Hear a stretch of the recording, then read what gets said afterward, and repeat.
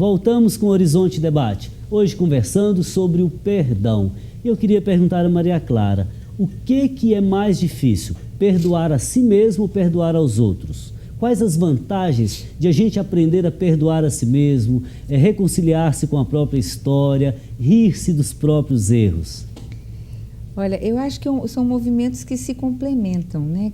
Quem consegue perdoar o outro também consegue perdoar-se a si próprio e vice-versa, né? Quanto mais a gente está reconciliado com a gente mesmo, que a gente compreende a gente e minimiza um pouquinho as coisas que a gente fez, mais fácil é de fazer o mesmo movimento em relação ao outro. A relação é muito isso, né? A gente, no mesmo movimento, o amor. Né? Ok. Tenho aqui a participação da Florence Lima.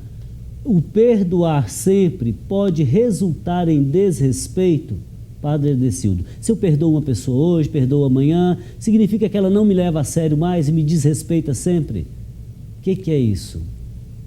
Não, acredito que depende muito dessa convivência com essa pessoa, depende muito também do diálogo, né? Porque não é um silêncio que você vai ter diante do outro. Perdoa, ficou em silêncio, mas também pressupõe também um diálogo, uma fala com o outro e até ajudar o outro a amadurecer na compreensão do erro que ela teve e na mudança da própria vida. Agora, a fala da Dalca me ajuda a pensar aqui. Uma coisa é o perdão, outra é a reconciliação. A tentativa de reconciliação, talvez, é que pode levar ao desrespeito. Não é verdade, Dalca? É verdade. Eu acho que o perdão não se torna jamais, não facilita o desrespeito. Perdão é interior, né? Ele é interior e a pessoa, quando ela é acolhida, ela toma consciência do erro, né? Eu acho que o condenar é que faz a pessoa repetir o ato danoso. Tá. Ok, Florence Lima, obrigado pela sua participação, fraterno abraço. Tenho aqui a participação do Gladstone. O que é pior? O que adoece mais quando uma pessoa não perdoa? O físico ou o psicológico? Dalca? Eu acho que principalmente o psicológico, né? A pessoa que não perdoa, que guarda mágoa, ressentimento, ela vai perdendo aquilo que nós chamamos os 3 S's básicos para uma vida saudável. Primeiro, a segurança em si mesmo. Eu sou um coitado, eu não vou me relacionar mais, todo mundo me ofende, me violenta, me agride. Então a pessoa vai perdendo a segurança em si mesma porque fica agarrada no fato que a ofendeu. Perdendo a segurança em si mesmo, ela perde a capacidade de se sociabilizar. Ela começa a evitar o outro. E como a gente sabe, o ser humano é um ser em relação. A vida humana só tem sentido para vivê-la humanamente na relação com o outro. Então, na medida que eu vou perdendo a minha segurança e a minha capacidade de me relacionar com o outro, eu vou perdendo o sentido da vida, o significado da vida. E isso é uma porta aberta para as doenças.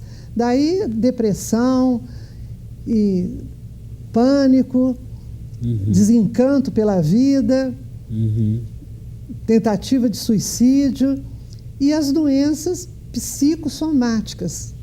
Porque um emocional assim desarranjado, tudo acontece no corpo. Então começa a refletir no corpo. Eu não sou da área médica, mas leio, escuto falar o número de doenças psicossomáticas, que a gente são chamadas de doenças nervosas, né? As gastrites, as úlceras, a pressão alta, urticárias, alergias, né? Que é essa dificuldade mesmo da relação. E muitos cientistas falam até dos tumores, né? De câncer, que é essa mágoa guardada, né?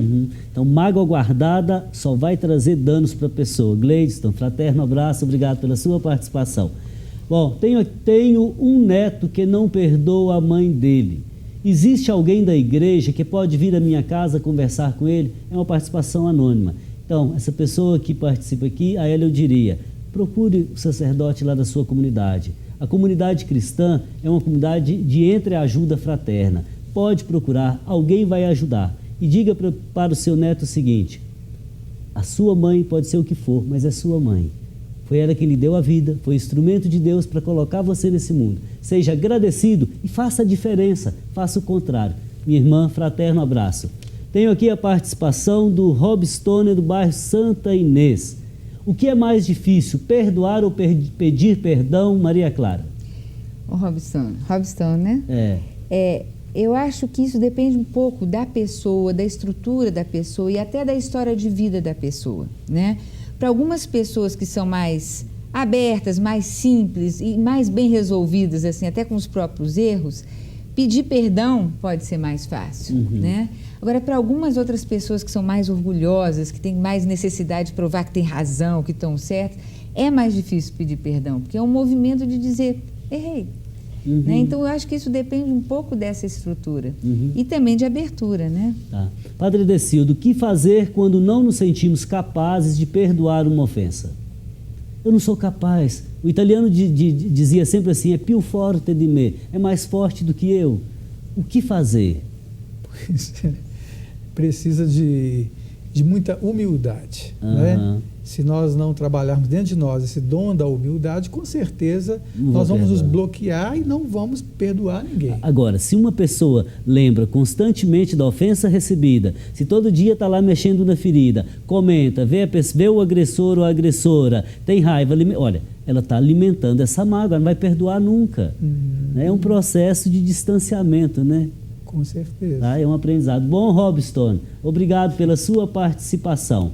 Agora uma questão aqui delicadíssima, Dalca. Como perdoar um homicida? Alguém que tirou a vida de um ente querido, por exemplo. Como perdoar? A gente tem um exemplo, né, daquele Yves Ota, um japonês de São Paulo, que perdeu um filho que foi morto por um ex-caseiro dele. E a gente acompanhou o processo do perdão. Não é fácil, mas tem que entender que perdoar não é tirar a responsabilidade de quem cometeu um crime. A pessoa tem que responder pelo que fez. Perdoar é para mim mesmo, para eu não sair carregando esse peso da mágoa, é me libertar para poder continuar vivendo. Então, perdoar um homicida é tão difícil quanto importante perdoar, porque você carregar a mágoa de um homicídio é muito pesado. Então, é um exercício mais difícil, mas mais necessário. Agora, não perdoar é acumular pedras no fardo que nós carregamos pela vida fora, né? Exatamente. Quem perdoa vai ficando mais leve. Bom, queria aproveitar o momento para agradecer a participação da Neides Abreu. Perdoar sempre traz a sensação de liberdade. Queria agradecer também a Marília Carvalho, Antônio Carlos Fernandes, Vera Lins, Marise, Carla Silvia. E o Rui Lúcio, que diz assim: o perdão é a essência do próprio Cristo. Sem ele a gente esmorece e não perdoa. Não esquece, só lembra com ressentimentos. Bom tema e bom programa, Rui Lúcio, fraterno abraço. A Isa Carlina: uma vez aconteceu comigo, do acontecimento até o perdão se passaram 7 anos. Ela conta a história dizendo que depois conseguiu perdoar. Como que ela se sentiu bem, fez bem para mim, comecei a falar do fato, sem chorar. Minha saúde melhorou e creio que foi também para outras pessoas a quem perdoei. Isa Carlina, obrigado pela participação semanal. Grande abraço, minha irmã. Bom, o programa está indo para o final e eu queria pedir a vocês para deixar alguns conselhos, mas antes eu queria fazer aqui a propaganda do próximo curso, Vivência em 8 Encontros, que pode falar, Dalca, fazer a propaganda, por favor? Sim, isso é o próximo curso da nossa Escola de Perdão e Reconciliação. Ele vai acontecer em espaço cedido pela Igreja de Santa Efigênia, na Avenida Brasil. É um curso em 8 encontros, um encontro por semana, e começa agora no dia 25 de março. As inscrições estão abertas na Secretaria de Santa Efigênia e qualquer informação pode ser obtida através dos nossos telefones. Os meus 3241-6807 e 99820966, ambos de Belo Horizonte. Eu convido aos telespectadores a fazer essa experiência libertadora que é o programa do perdão, o processo do perdão e da reconciliação. Eu queria voltar no caso do assassinato. Então Posso volta voltar? rapidinho, por favor. É porque é tão grave a questão, né? A gente sabe o tanto que as pessoas sofrem, porque isso é uma dor, é a dor de perder uma pessoa, né, que foi assassinada. Então, assim, eu acho que são passos, não é? E o primeiro passo é decidir que perdoa. E decisão é um ato de vontade, é uma postura. E depois tentar ver o fato com outros olhos. Porque a gente responsabiliza o assassino, mas tem uma responsabilidade social, responsabilidade política, a responsabilidade de todos nós, do poder público, da sociedade como um todo, porque o assassino, ele não nasce assassino, a não ser que seja uma patologia. E existe. Né? Que existe, mas isso aí existe tratamento. Agora, o assassino, se você olhar para a história dele, você vai entender, não é justificar, é entender o movimento que o levou a perder o que nós temos de mais importante, que é essa essência da humanidade, né? A presença de Deus em nós. Então, isso é um caminho que leva ao perdão mesmo de um assassinato. É você sair do seu ponto de vista de vítima e ter essa humildade de que falou aqui o nosso padre, de caminhar e ver o fato de outros ângulos, né? Do ângulo da responsabilidade social, da responsabilidade da educação e principalmente do ângulo do ofensor. Ok, bom, nosso programa terminou. Dalca, como é bom te ouvir. Obrigado pela participação, Padre Edecildo, com essa simpatia de sempre. Maria Clara, não precisa nem dizer, fala por si só. Né? Bom, nosso programa chegou ao final, o Horizonte Debate de hoje está terminando, mas você pode nos acompanhar pelas redes sociais. Obrigado pela sua companhia e na próxima semana eu te espero em mais um Horizonte Debate, aqui na TV Horizonte, uma emissora da Catedral, Rede de Comunicação Católica. Conto com você, fraterno abraço.